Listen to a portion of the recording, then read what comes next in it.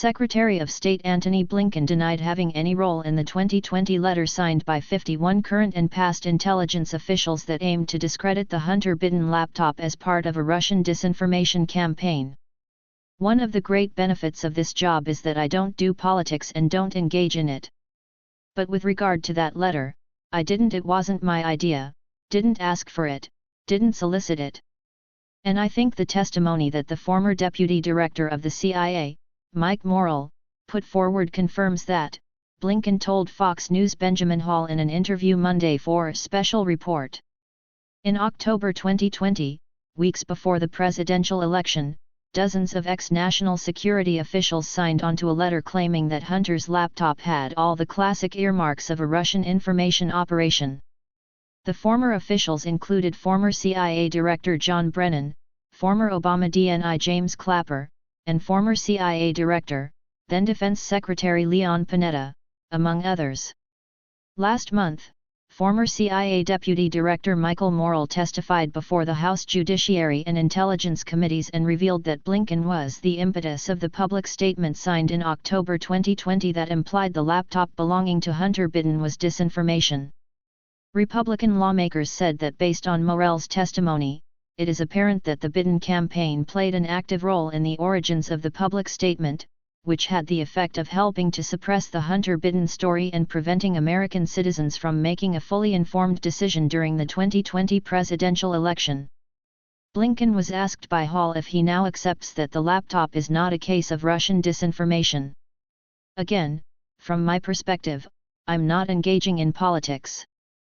I've got a lot on my agenda with the things that we've just talked about, trying to help the Ukrainians and the Russian aggression against them, engaging with allies and partners around the world and dealing with some of the challenges posed by China. We have a situation now in Sudan that has fully occupied my time. So that's where my focus is," Blinken responded. House Judiciary Committee Chairman Jim Jordan, R. Ohio, and House Intelligence Committee Chairman Mike Turner, R. Ohio, sent Blinken a letter last week asking for information about the 2020 letter's inception as well as people he communicated with about drafting it. He has until May 4 to turn over any documents and communications. Twitter famously took steps to block users from sharing the New York Post's Hunter Biden laptop story, claiming it was in violation of its hacked materials policy, and Facebook limited users' ability to share the story on its platform.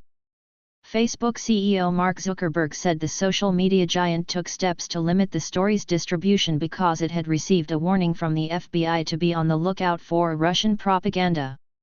"Basically, the background here is the FBI, I think, basically came to us some folks on our team and was like, hey, just so you know, you should be on high alert.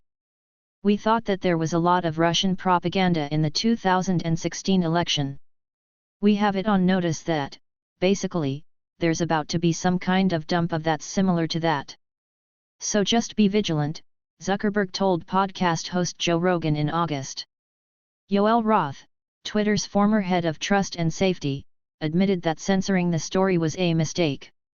"We didn't know what to believe, we didn't know what was true, there was smoke, and ultimately for me, it didn't reach a place where I was comfortable removing this content from Twitter," Roth said in a November interview with journalist Kara Swisher. "But it set off every single one of my finely tuned APT28 hack and leak campaign alarm bells." He argued that although the company was on high alert to monitor content in case foreign governments attempted to interfere in the election, he didn't believe the story should have been censored. "But so it was a mistake?" Swisher asked.